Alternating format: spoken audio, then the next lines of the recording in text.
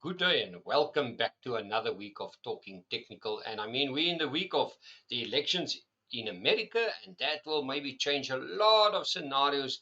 But usually, as we know, that the charts are a little bit forward looking, so they're looking a little bit ahead. And the one chart that definitely jumps out this week is Brent oil.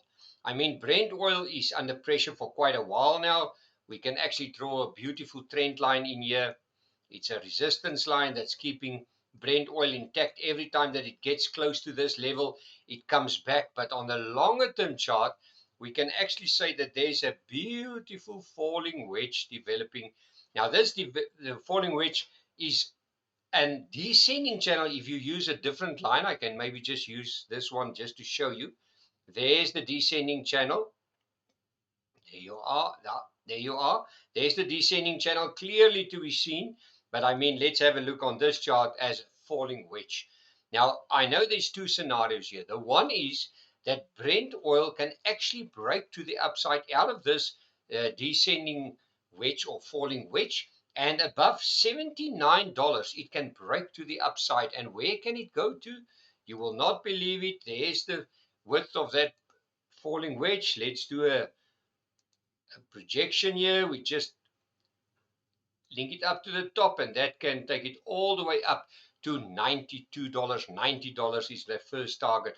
So yes, if this falling wedge break to the upside, Brent oil can really kick up, and this will tell us that inflation is not under pressure.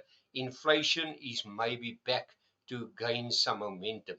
But there's something interesting in this chart as well, and that is that we are maybe sitting on a head and shoulder formation. And once somebody said, a fundamental analyst said, you know what, the negative about technical analysts is that you've got a chart that can show you both pictures. It can either go up or it can go down. So which one do you pick? So the big thing is you do pick the one that you can look at the resistance and the support lines for guidelines. And first of all, if you look at this chart, I will make it clear now. There's the left shoulder. There's the massive head. We're buzzing on the right shoulder. And where do we know that that falling wedge will show us the first sign of weakness to the top? And that will be above, there you are, $76. Above $76, the scenario of the rising wedge, falling wedge will be much clearer than the head and shoulder formation. Why? Because if it breaks above the $76 level, you can easily see that we can maybe head to the 79 level and then wipe off this head and shoulder formation. But on the other hand, if we get to the $76 level and you start to see that the price is losing momentum, and where's your signal? There's the 50-day moving average, and that 50-day moving average is sitting at $74.34. So below $74.34, you can maybe say to yourself, whoa, there's maybe a head and shoulder formation in the making. There's the left shoulder, there's the massive head, and we may be working on the right shoulder.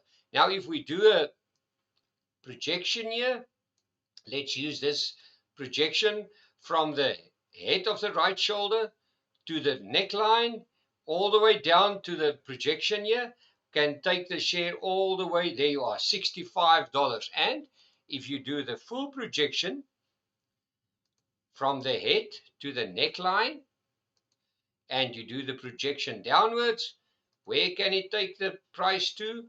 It can take the price to all the way down to $63.41. What is the importance of this chart?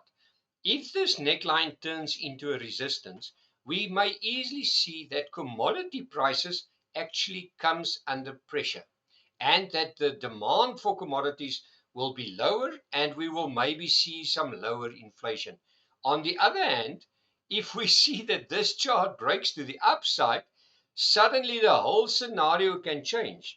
And what we will then see is that probably there will be a demand for more commodities. Why? Because the price of Brent oil is usually the leader, except for gold is a little bit different because gold is more seen as a money market instrument or a money unit, a currency unit. But if 79 turns into a support for Brent oil, you will maybe see a higher inflation scenario, and you will probably see that commodities is on the rise again. So two scenarios here, and for the fundamental analyst that say, France, the chart can go both ways, you are 100% correct, but at least you've got early pointers to tell you which way the chart would like to go. Let's have a look at another chart that really surprised me, and that is Brait. The chart was for quite a long time under pressure, but suddenly, since it hit 78 cents, it ticks all the way higher to R1.63, and it is still going higher. But on the other hand, there's so much work for this chart. I mean, can you believe it that this company's share price one day was almost 200 Rand and now sitting at 163? So for those guys that would like to buy it, I will say you may be too late to chase this, let's say, relief bounce. I'll wait for a pullback. There is a tiny little gap here. The gap is between R1.34 and R1.33. So there's a tiny little gap. So maybe it can pull back all the way from there and then regain some strength. Because if you look at the stochastic, let's just draw in the stochastic to see if it is overbought or not. I just want to draw that in, then you can see.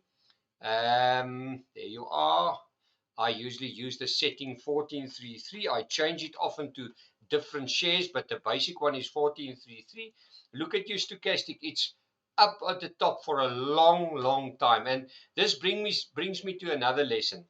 Remember, if a share is in such a massive decline and it's just sellers all the way, the stochastic can remain low for quite a while and the share price can still remain lower, going lower and lower. At this point in time, the stochastic is at the top and the share is still going up. So yes, the trend is slowly but surely turning, but just look at this. I mean, there's a massive, look at that. There you are. In the past, we saw a falling wedge, and I mean, since then it just went all the way to the downside. So there's a lot of work. There's your next, can you believe it? Here's your next massive support line, and that will be at R1.89. So for me, I will wait for the stochastic to pull back. I will wait for that window that maybe needs to close before I will get involved with it. But I mean, what a rally. I mean, from let's say 70 cents to 163 in a matter of 6 weeks just shows you that miracles can happen. But this share has got a long way to go, and I will not chase it now. I will wait for a proper pullback.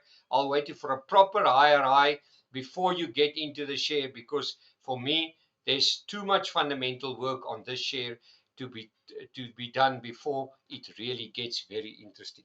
Let's have a look at another top company of the world, and that is Nvidia. Nvidia is one of those companies that the whole world is looking at. I mean, this is maybe one of the biggest computer companies in the world. I think it's one of the top 3, by the way, if I'm not mistaken. But Nvidia Corporation is one of the beauties of the market. Now, the only thing that worries me is, look at this massive rally, and I want to take that line off. I want to show you something here. Look at that. There's maybe a top. There's maybe another top.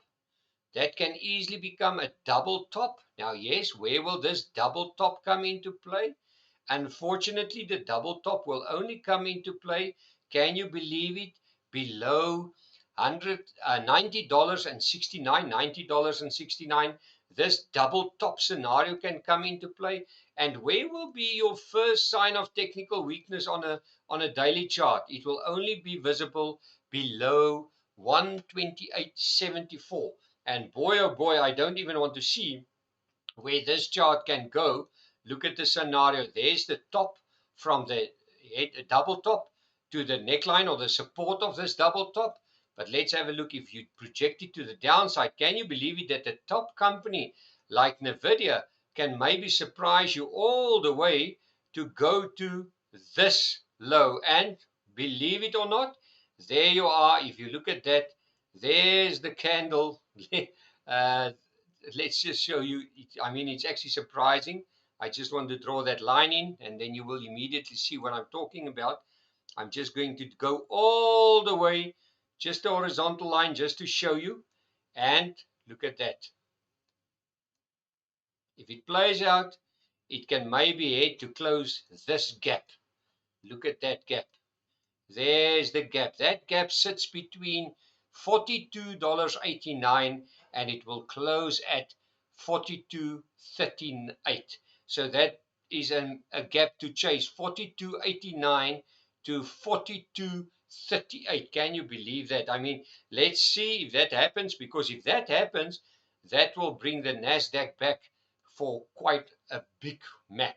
So if you look at that, remember, just be careful. This market can pull back. Unfortunately, my time is up. Let's chat again and visit our website www.fransdeklerk.com for more info. And as usual, we will chat again.